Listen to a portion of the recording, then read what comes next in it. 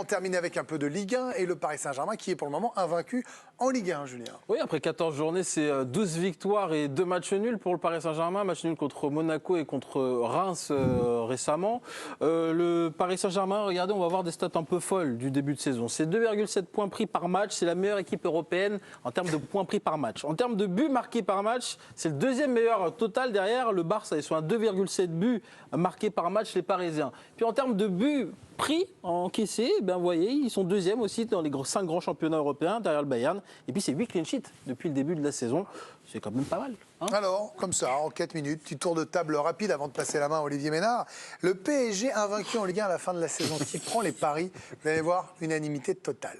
Alicia, le PSG doit croire en ses rêves, bien sûr. Vous avez raison. Elle est là, Jean de La Fontaine. Non, je ne prends pas le pari pour Karim. Pas moi non plus pour Benoît. Non pour Candice. Pas moi. Et impossible aussi pour Julien. Alors, tour de table, vous connaissez le principe. Dernière partie. Vous allez, un argument par un argument, comme vous semblez être à peu près d'accord, me dire pourquoi, pour vous, le PSG ne pourrait pas réaliser l'exploit d'Arsenal, notamment. Karim.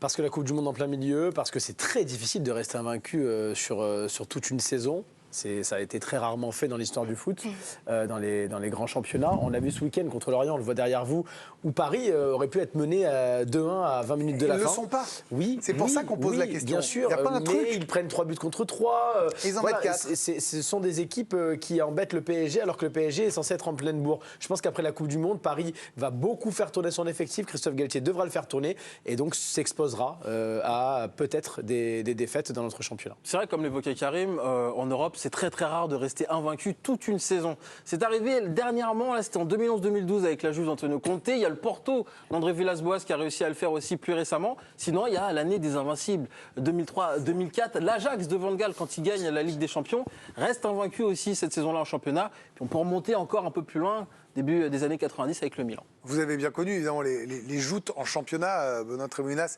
C'est dur d'être concentré et d'avoir un groupe de 25 joueurs qui vous emmène invaincu jusqu'à la fin de la saison. Ouais, sur la durée, c'est très dur. C'est pour ça que lorsque City fait tout ce qu'il a fait la saison passée, on dit que c'est incroyable et que la Champions League, c'est complètement différent. C'est une compétition complètement à part.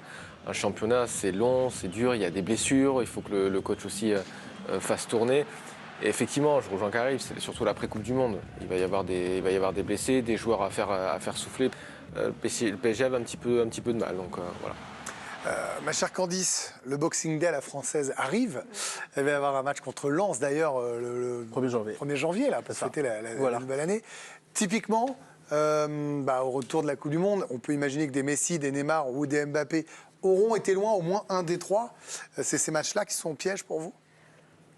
Ce sont les premiers, peut-être les premiers matchs pièges. Ce qu'on ne sait pas, c'est les joueurs qui ont joué, qui vont jouer la Coupe du Monde, quand est-ce qu'ils vont revenir petit à petit à chaque fois dans les groupes, selon les parcours.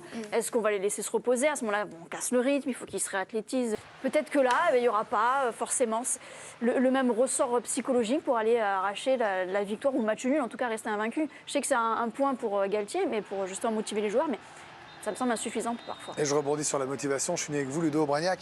Le challenge, quand on est lancé comme ça d'une saison invaincue au sein d'un groupe, est-ce que c'est fédérateur ou est-ce que ces jours-là, avec la Coupe du Monde d'objectif Ligue des Champions, il y a autre chose dans leur tête ?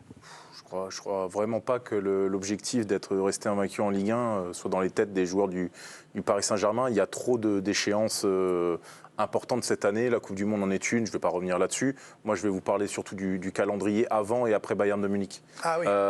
Ça reçoit Monaco, ça va à Monaco, et ça joue Lille et Marseille juste après le Bayern. Donc le PSG ne pourra pas être sur tous les fronts et je ne crois pas que ce soit la priorité de rester invaincu. Bon, on vous a posé la question à vous aussi et vous êtes largement d'accord avec nos chroniqueurs en plateau. Vous n'y croyez pas non plus à 68%.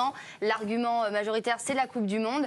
Et pour vous, le record d'Arsenal est encore bien au chaud. Merci Alicia, merci à tous les 6.